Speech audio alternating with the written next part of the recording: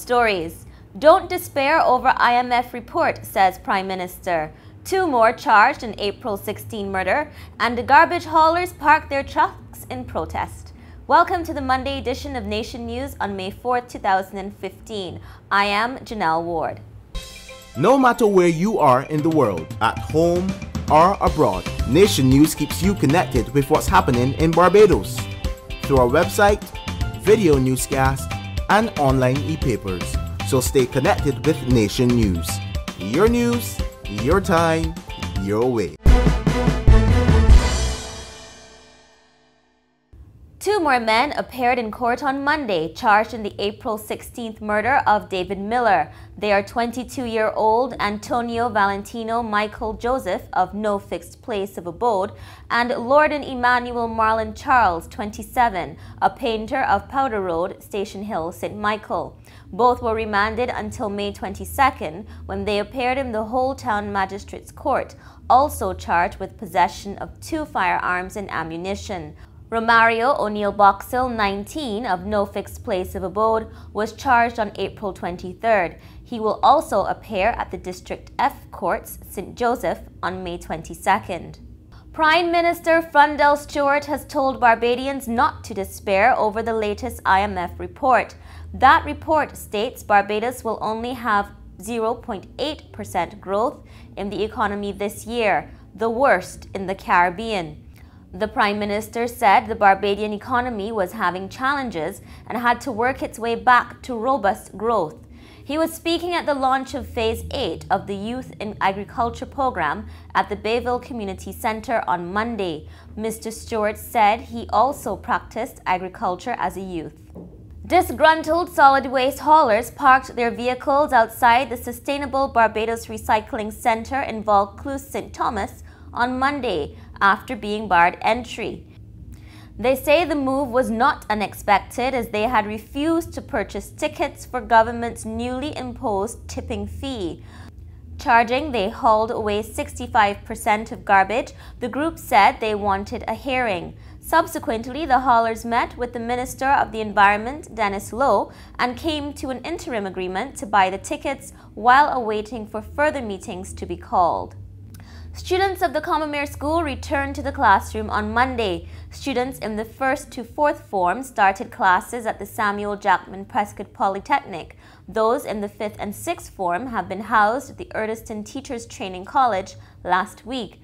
The school has been beset by environmental issues which have impacted on the health of staff and students, forcing the closure of the Waterford campus, which has been closed for cleaning. The Barbadian financial landscape is now dominated by overseas banks, and there is a need for an indigenous institution. And according to the president of the Barbados Public Workers Cooperative Credit Union, Glendon Bell, they have not abandoned the idea of a bank. The initiative that is being lobbied by the umbrella body, which is the Credit Union League, they recognize that there's a need for an indigenous financial institution.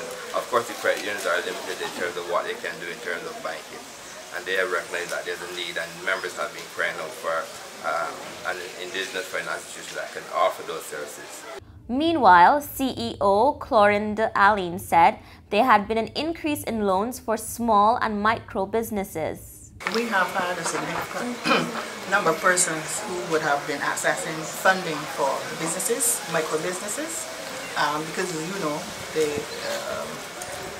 they've been displaced from the workplace, but that does not mean that they cannot try to sustain themselves. And a number of persons who have skills, they've been accessing the loans to start up small businesses, mostly cottage businesses, micro businesses. So there's been significant growth in that area. The Public Workers Credit Union is marking its 45th anniversary. Hundreds of bags of sargassum seaweed were cleared off some of the island's most popular beaches over the weekend. The National Cleanup Campaign was organized by the National Conservation Commission.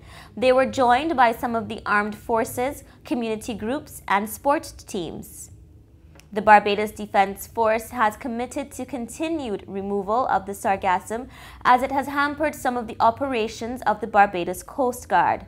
Minister of Tourism Richard Seeley has been touting the benefits of Barbados' 6-year relationship with American airline carrier JetBlue. At a recent cocktail reception, Mr. Seeley said the promotion of Robin Haynes to CEO had enhanced that relationship. And it is clear that with that promotion we are seeing an intensifying of this special relationship. I speak of 14 flights a week during peak period. A red-eye and a regular flight. That in such a short space of time to have come to that point speaks volumes, and we look forward to seeing that continue. The tourism minister also lauded the marketing teams in Britain, Canada, and the United States. We continue to have tremendous numbers, 27% up out of the US and Canada on last year. And we 6% up as of the end of April out of the UK, and that doesn't include all the numbers you see down at Kensington. They will coming in the May figures, so we are in a very good position, and I think that JetBlue has made a substantial contribution to that, and has clearly demonstrated in what they've done and what they've announced today that they'll be there for the long run as we continue to take tourism to another level. In sport, West Indies fans are still celebrating over the rare victory of England in the 3rd Test match at Kensington Oval on Sunday. West Indies won the match by 5 wickets to draw the series 1-all, and coach Phil Simmons says it also meant a lot to the players.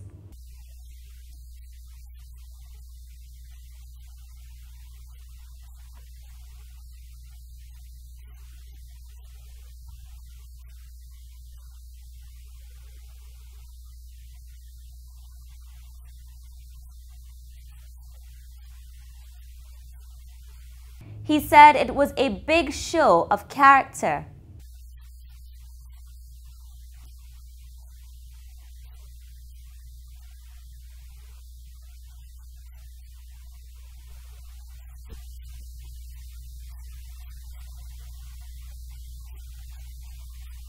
The Barbados men's 4x100 meters relay team set a new national record over the weekend at the IAAF World Relays in the Bahamas.